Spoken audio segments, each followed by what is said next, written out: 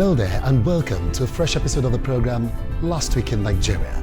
My name is Emmanuel Oriowo. As usual, what we do on this program is to bring you stories reported by national dailies in Nigeria last week. Talking about our social media platforms at Last Week in Nigeria is the handle for TikTok, Facebook, Twitter, Instagram.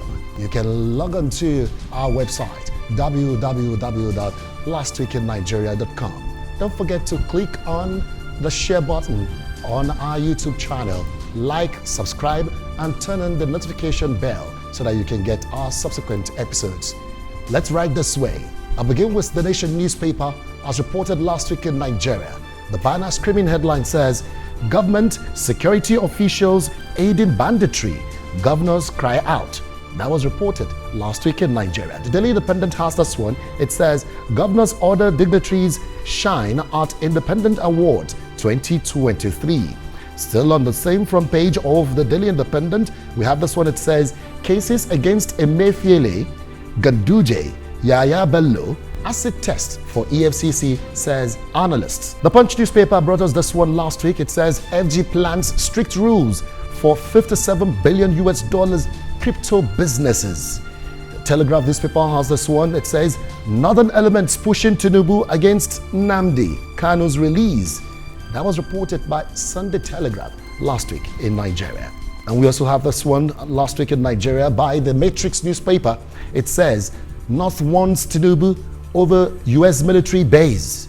And the Guardian newspaper brings this one talking about the Forex business. It says, Forex market defies intervention as CBN shops for alternatives.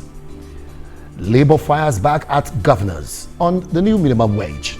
That was reported by the Vanguard newspaper last week in Nigeria. We also have this one, judicial powers under threat. Disobedience of court orders becoming prevalent. That's how we have it reported by the Leadership newspaper last week in Nigeria. This siege of darkness laid to Nigeria must end. We're speaking here, an Anglican primate. And we have this one, it says, from the Daily Trust, 6 days after forum in Saudi Arabia, Tinubu yet to return.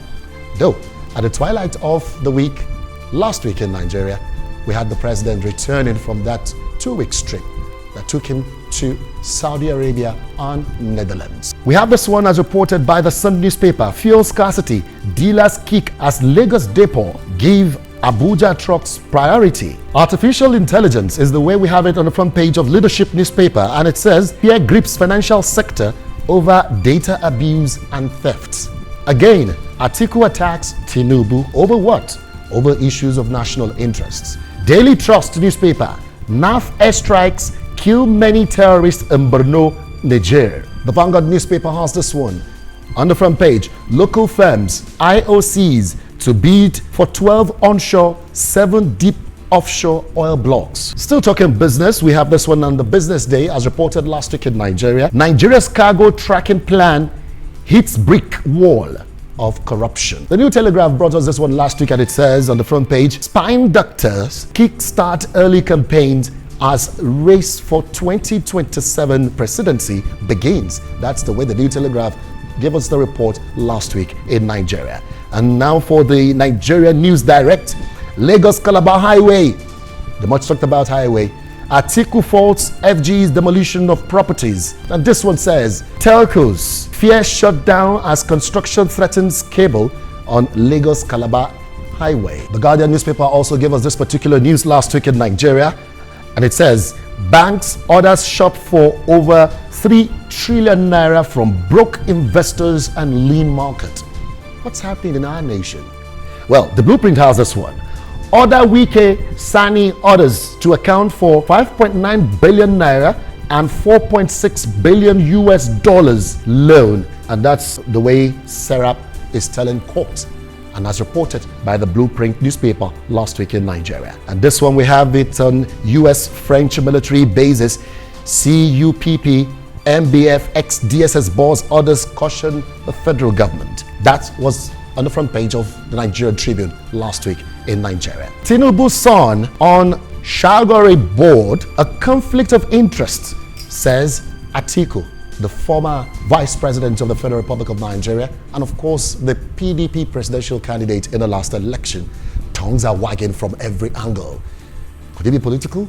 Could it be in the interest of the nation? But well, let's fold our arms. We keep our fingers crossed to see how this development will help for the betterment of our nation, Nigeria. Government begins disbursement of 50 billion naira grants to small firms. That's the way the Nation newspaper captions it last week in Nigeria. The national economy brought us this particular intriguing story, and it has to do with what we use on a daily basis as Nigerians. On the front page of the national economy last week, as reported, we had this one: unauthorized operators pose threat as Nigeria records 1.9 billion naira POS fraud in 1 year. And we all get to use this POS on a daily basis for most of our transactions. But when we start seeing fraud cases coming with the POS, Nigerians will start asking, which is the safest way to do our daily transaction? Don't forget, these became the way we transact our business because of the cashless policy that was introduced. But are we now getting it right? I'll leave that to you to decide. The Nigerian Observer, front page: more cost peep in as GSM networks press for higher tariffs. We recall that last week in Nigeria, we also had the story of MultiChoice increasing their tariff for subscription.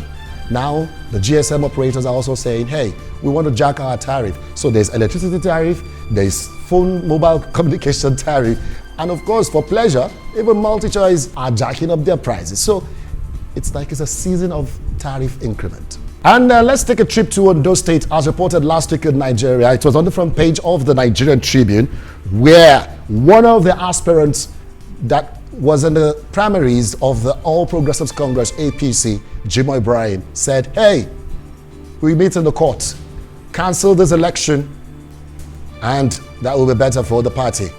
But also, in a swift reaction, the ruling party, APC, talking about the All Progressives Congress, replied in a way by saying, all aspirants, please put your hands on deck and let's work with the candidates that we got in the last primary elections so that we can still retain the APC in government come November 16.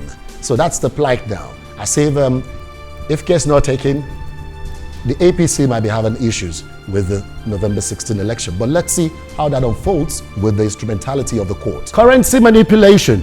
SEC to delist Naira from P2P platforms. That's the way Nigeria News Direct captions it, as reported last week in Nigeria. The Guardian newspaper has this one: consumers seek lower tariff as NERC adopt monthly review from 1,227 Naira per dollar rate. That was reported by the Guardian newspaper last week in Nigeria. Away from that now, let's look at some sporting stories that we have for you. Most wanted.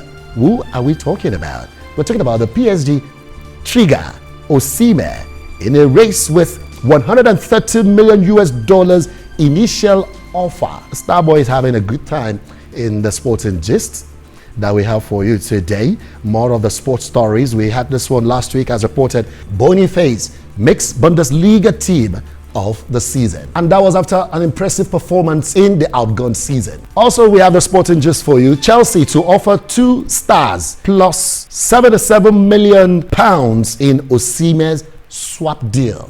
It appears every team is looking for Osimhen. Well, bro, now your time. Make you shine.